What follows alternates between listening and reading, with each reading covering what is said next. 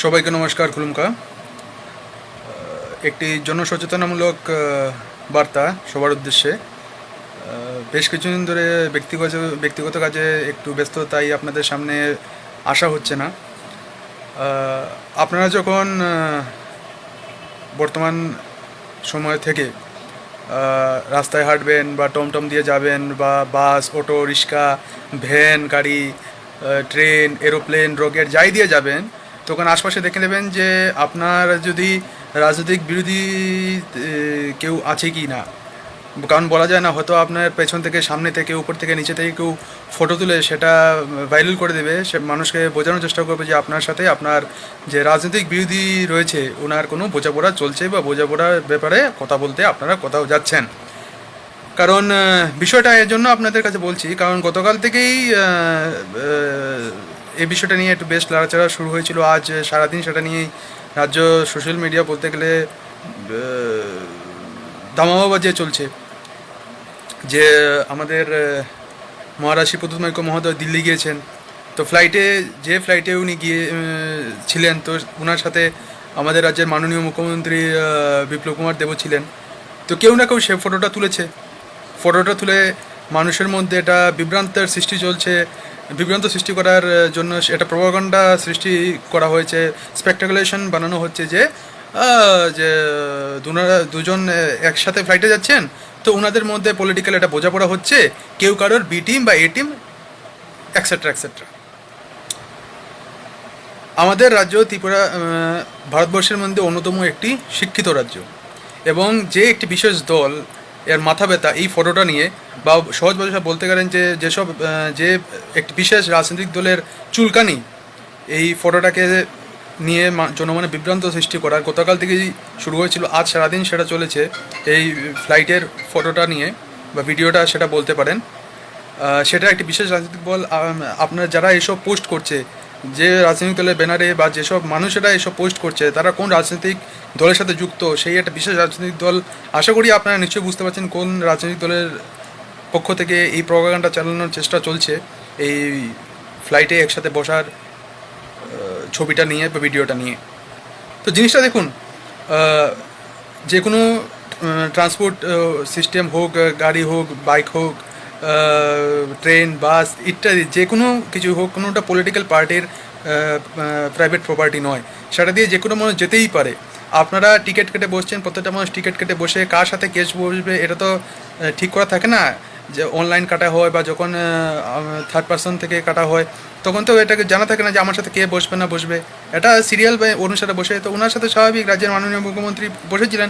এর মানে এই নয় যে উনি কোনো একটা রাজনৈতিক দলের সাথে বোঝাপড়ার চেষ্টা চলছে বা কোনো একটা বি টিম, এ টিম, এটা কিছুই নয়। প্রত্যেকের কাজে যে কোনো জায়গায় যেতেই পারে, প্রত্যেকের নিজস্ব বা রাজনৈতিক কর্মকাণ্ড নিয়ে কাজ থাকতেই পারে। এর মানে এই নয় যে কোথাও একসাথে বসলেই জোট, বোঝাপড়া এসব যার কাজে যে যেতেই পারে। এটা একটা কনসিডেন্স, এটা সংযোগ যে দুজন একই সাথে এক ফ্লাইটে পাশাপাশি সিটে বসেছিলেন। সেটা নিয়ে কোনো স্পেকটাকুলেশন বা বিভ্রান্ত সৃষ্টির কোনো প্রশ্নই ওঠে না।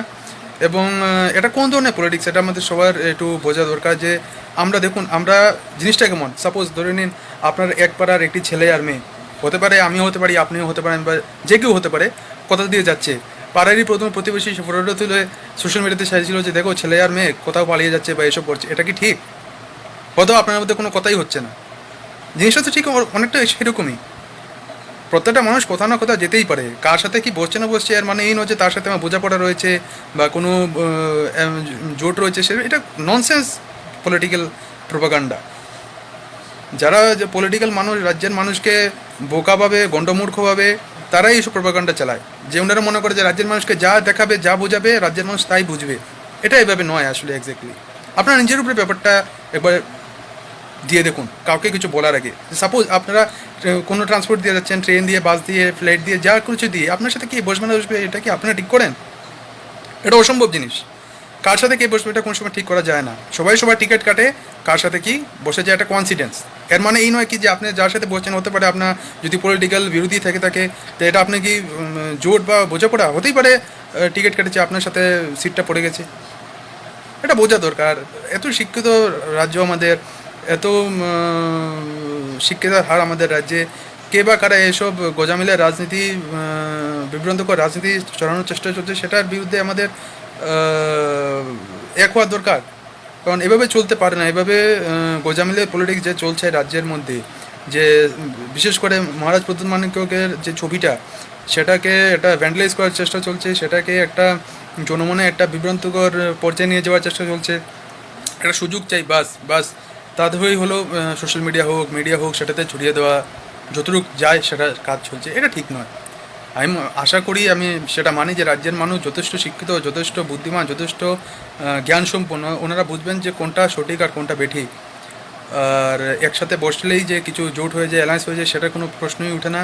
সেটা একটা কনসিডেন্স, জাস্ট একটা কনসিডেন্স। একসাথে দুজনের সিট পড়ে গেছে, এটা জাস্ট একটা coincidence, nothing else, nothing more than this. সেটা নিয়ে যে রাজনৈতিক প্রভাবটা চলছে, এটা কোন পার্টিতে করছে, সেটা আমরা সবাই একটু চেষ্টা করলেই আমরা দেখতে পাচ্ছি, বা চেষ্টা করলেই আমরা জানতে পারবো যে কে বা কারা কার জন্য এইসব প্রভাবগান্ডার সৃষ্টি করছে। তবে আশা করি এটা সম্পূর্ণ মিথ্যে প্রভাবগান্ডা। যারা এসব আশা করে এসব কাজ করছে, তাদের কোনো সেগুড়ে বালি কোনোই লাভ হবে না।